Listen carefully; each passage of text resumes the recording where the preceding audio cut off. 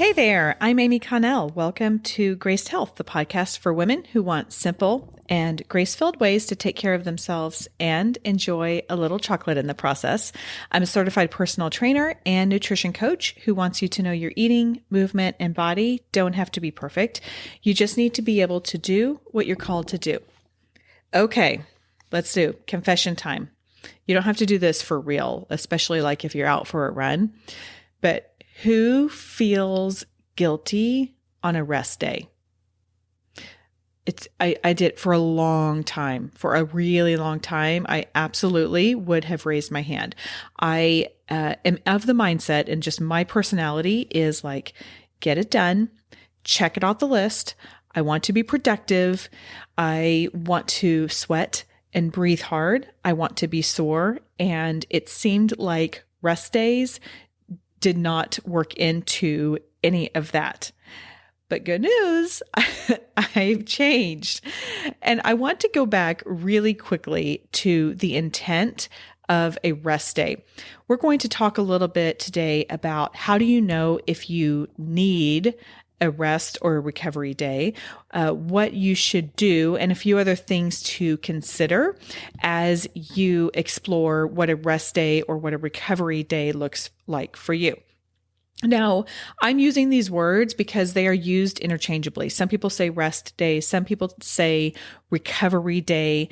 I don't really care what you call it. I just want you to move a little bit differently or not at all. Now, some people may say, oh no, you still need to get your 10,000 steps in, or you still need to be moving around. And that's great if that works for you. Some people, like, I'm good for like maybe one day of not doing that. And then I'm like just itching. I'm itching to go. So, do what works for you in terms of that. But your muscles, if you have taxed them with HIIT workouts, if you are sore or if you have strength trained them recently, then they need time to do what I call of put themselves back together. Your body releases a lot of chemicals, particularly when you are HIIT training. Your body needs to take the time to be able to do stuff with that. This is not the episode for that. So I won't get into it now, but just trust me on it. You have little micro tears whenever you are strength training. That's what soreness is your body feeling those micro tears. And then when they repair themselves, they get bigger and they get stronger. That's how you get bigger muscles when you are strength training. So taking those rest or recovery days are very critical to your overall goals.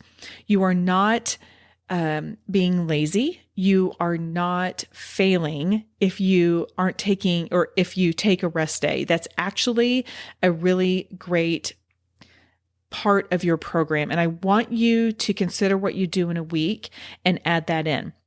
The other thing I really want to make sure is it doesn't matter where you are in your fitness journey, rest days are important. The most elite athletes have them. And if you're not an elite athlete, you still need it. Guess what? Our muscles don't know what we do for a living. They all work the same. I mean, yes, we have little intricacies within our bodies and our chemistry and our hormones and all of that kind of stuff, but it doesn't matter how conditioned you are. You absolutely need that. So if you're still getting out on, if you're still kind of starting on your health journey, if you're starting to get into the habit of moving your body on a regular basis, absolutely, you still need rest and recovery days. You do not need to earn them in the sense of, oh, well, I have to be at a certain fitness level in order to get them. No, you need them. Make sure you're getting at least one throughout the week, at least one. If you're just starting out, I recommend a couple more because your body is like going, what? And you might need a little bit more time. Okay, so how do you know if you need a rest day? Well, like we just talked about, you do need one, but your body is actually going to give you some more signals to help communicate with you. Are you tired all the time? Maybe you just need you need a rest day. Maybe you need not necessarily more sleep, which sleep is always really good and really helpful for that, but maybe you just need to not move your body. Are you moody? This can impact, remember how I talked about the chemicals that our body releases when we're working really hard? Okay, this is going to impact our emotions. It's going to impact how we are. One thing I have found interesting, and this is another way that you can know if you need one, is if you have an elevated resting heart rate. Now, 5 years ago or 10 years ago, or maybe even just a couple years ago, or if you're like me, like 6 months ago, we didn't have these tools right in our hand besides taking our own temperature several times a day and knowing what our average resting heart rate is. Now I have this really fancy watch that can tell me. It's been very interesting to watch my resting heart rate as it relates to my workouts. Lately, I have been doing some sprint workouts. You know, I love these sprint workouts. And I go on Sunday mornings before church. So I will go out and I do that. And then all day long, my resting heart rate is actually elevated. So if you are kind of watching your heart rate through your, particularly through your watch or your, any other wearable that you have, and you notice that your heart rate is higher than it normally is, like even when you're sleeping, even when you're not doing anything, that's an indicator that your heart or that your body needs some downtime. If you have several bad workouts in a row, and I say several because we all have bad workouts, we all have crummy ones, but if you are kind of used to being able to do something and all of a sudden you can't anymore, that's another sign that you might need a rest day. And I want you to consider this. Rest days, like I said a second ago, it's not a failure. It's not like, oh, I didn't meet my goals. It is an active path to progress in disguise. So you are making progress when you take a rest or recovery day. It's just disguised as a rest and recovery day. So please, please, please, if you get nothing else from this, then know that the rest and recovery days are very important. Now, what do you do on a rest or recovery day? There are a lot of different schools of thought on that. Like I said, you might just need to veg out and watch Netflix all day long, or just do your normal day, but not do a workout in. And I'm just going to tell you that there is something really freeing for me when I have rest days on the schedule and I know that I don't want to do anything. I'm like, oh, okay. First of all, I have like 30 extra minutes in my day, which is really nice. And there's just something mentally freeing about taking a break and not having to worry about one more thing on the schedule that day. So if that's you, then go for it. Now, if you are the kind of person who needs to move and you get, like I was talking about earlier, you get itchy and you're like, I gotta get up and move, and I'm kind of antsy and okay, what am I going to do? You can move on a rest or recovery day.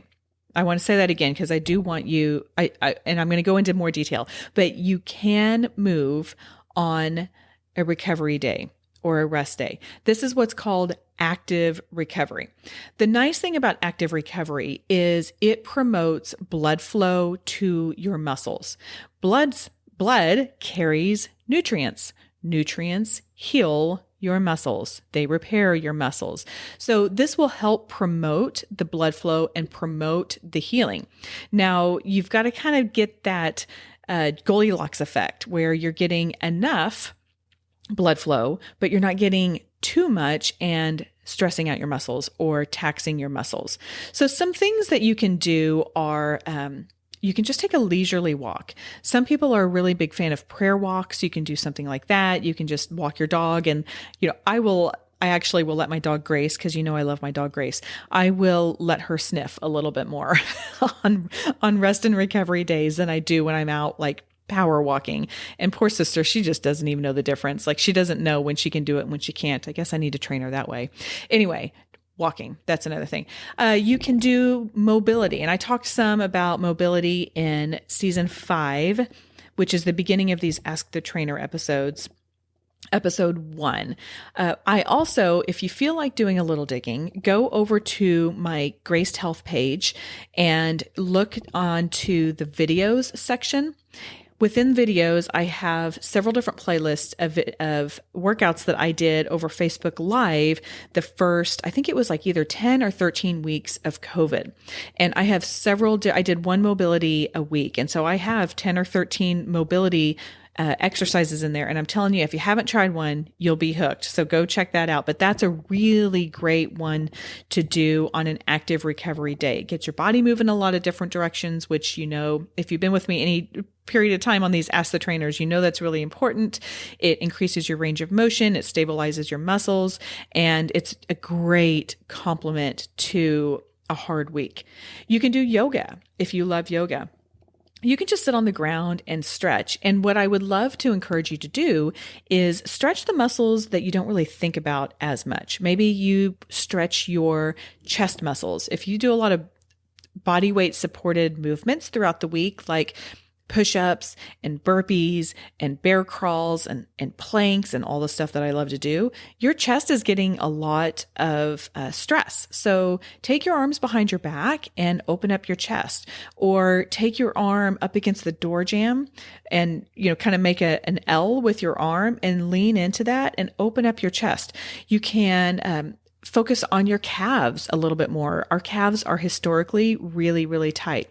Stretch your inner thighs. That's a muscle that I don't stretch nearly enough. So start thinking about areas that you don't really focus on as much, but you're probably using a lot more than you realize. And then kind of on the same line, foam roll. Now, I just did an Ask the Trainer on, actually, I take that back.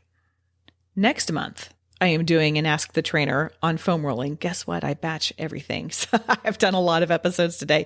Anyway, foam rolling is great. And next month on the Ask the Trainers, I will be talking about how you can foam roll your legs.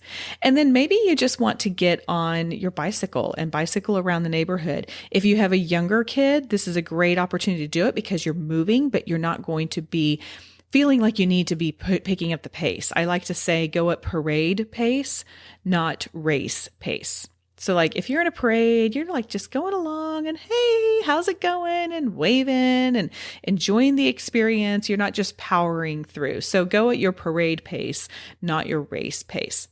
It's interesting, as we learn more about the exercise science behind recovery days and rest days, we have seen a little bit of a shift in the athletic world. It used to be after a game day that a team would take a day off. But I read an article recently, and I wish I could quote it, but it was basically a college team that would have, or maybe it was a professional team, I'm not really sure, but it was football. And if they had a game day on either Saturday or Sunday, it used to be that the day after that, they would just totally take off.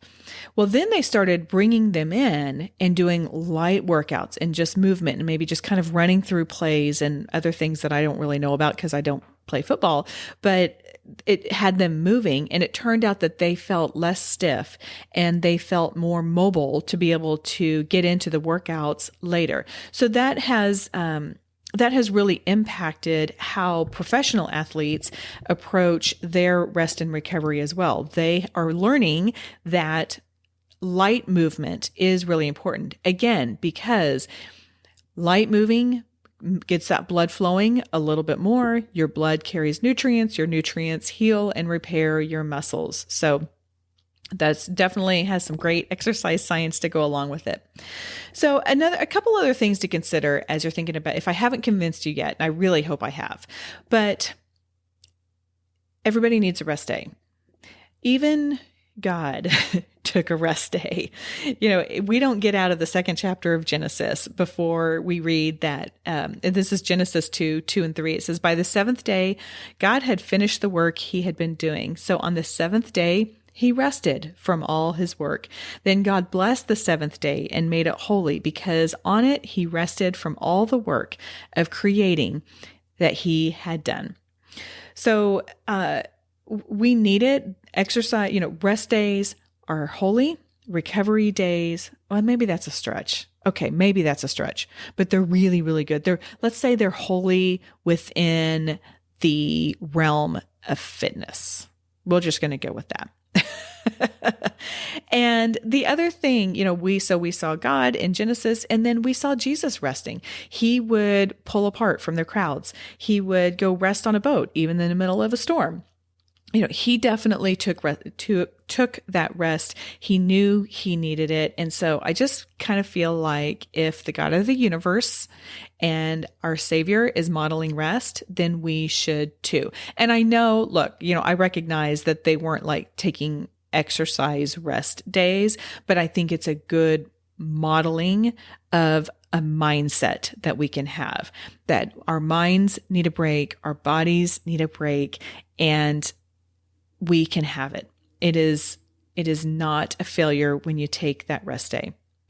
I also want to encourage you to listen to the episode with Dr. Sandra Dalton Smith. Now, she talks about her book, Sacred Rest. And this was season 8, episode 7. I have gotten so much great feedback from my community about this episode. So she was just fantastic. But she talks about a lot of different kinds of rest. And we don't necessarily talk as much about physical rest in there, but it is absolutely an important part of it. And I would encourage you to think about if you are needing other types of rest.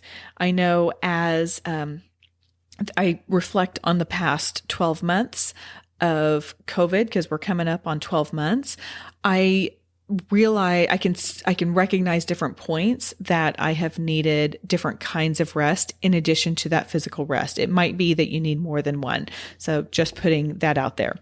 And then finally, remember that you can take just like we talked about in the callings episode back in season 8, I think it was. What kind of calling do you need? We talked about micro callings. You can have little micro pockets of rest throughout your day. Maybe you just sit down and read. If you're one of these people who's just up and moving around, just sitting down, if that works into your day, to do that. I'm going to confess that before I got on here and started recording, I laid down and close my eyes for 25 minutes. Why 25? I don't know. That's just what I normally do. But taking little pockets of rest throughout your day can also rejuvenate your muscles. There's a reason that professional athletes, like you'll say, eat, sleep, train, repeat. And they'll do that. They'll go through like 2 cycles of that within a day. And many like professional runners, professional triathletes, they will nap in the middle of the day to help promote healing. So you can take those little micro pockets of rest throughout your day. Okay, let's do a really quick recap. How do you know if you need a rest day? Are you tired? Are you moody? Is your heart rate elevated? Are you always sore? Do you have several bad workouts in a row? Gosh, my grammar's off today. Those are ways your body is communicating that it just needs a little bit of downtime. What do? You can just totally take the day off. I'm fine with that. I'm giving you permission. Not that you need my permission. You don't. What you really need permission to do is listen to your body. I mean, you need your body's, whatever. You know what I mean. But anyway, you can take that. You can just take a whole day off. If you feel like you need to keep moving, you can walk, you can do mobility, you can do yoga, you can stretch, you can foam roll, just anything to promote that blood flow to help carry the nutrients. And then remember, our God, our loving, wonderful, powerful, merciful God took a rest day as well. And if he did, then I think that's because he wanted us to know how important rest was as well. Okay, what's the one simple thing I want you to remember? This is something I try and do in all of my episodes because I know I put out a lot, and I want you to remember one thing. Rest days are an active path to progress in disguise as rest or recovery. So remember, you are still making strides toward your progress when you take that day off, no matter what it looks like. Hey, we are coming up at the end of the month, and I hope that you are on my journal list. Are you? If not, I would love for you to go over to gracedhealth.com/monthly-updates and sign up to receive my monthly journal. This is where I share foods that I'm loving, recipes, maybe it's workouts, maybe it's music or music videos, and I just have a lot of fun. And if I can say it, I kind of always feel weird saying this, but I get a lot of really great feedback from it. The people my community seems to really enjoy it, and I would love for you to be able to do that. The other benefit to joining that is whenever I have a new download, a new resource, I just send it out to my community. Like, they don't need to go sign up for anything. I'm just giving it to them because I want to make sure that they are served as best as possible. Okay. That is all for today. Go out there and have a graced day.